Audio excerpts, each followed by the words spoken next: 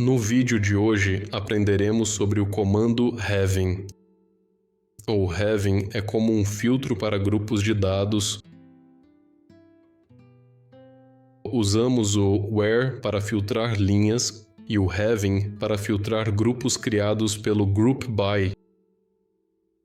Antes de continuarmos esse vídeo, aconselho a assistir o vídeo sobre group by que deixarei no card acima. Vamos ver os registros da tabela alunos.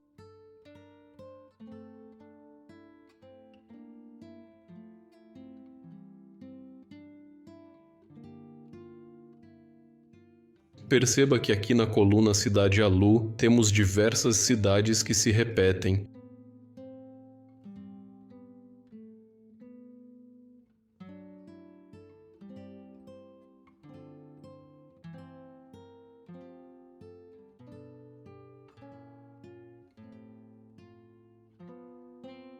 Vamos agrupar todas as linhas que têm o mesmo valor na coluna Cidade Alu.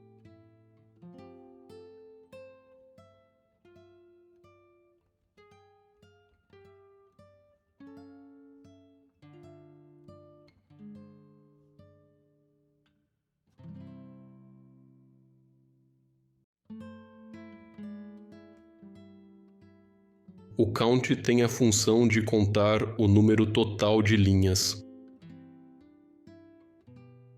Executamos o comando.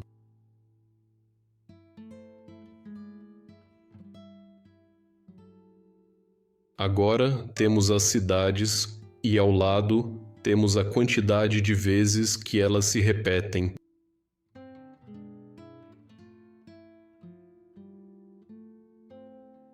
Queremos ver apenas os registros que se repetem 4 vezes.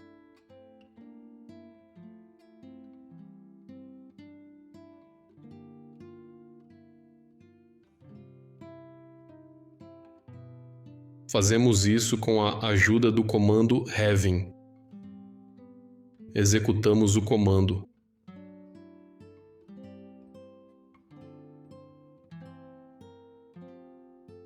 Mudando para o valor 2. Agora temos apenas as cidades que se repetiram 2 vezes.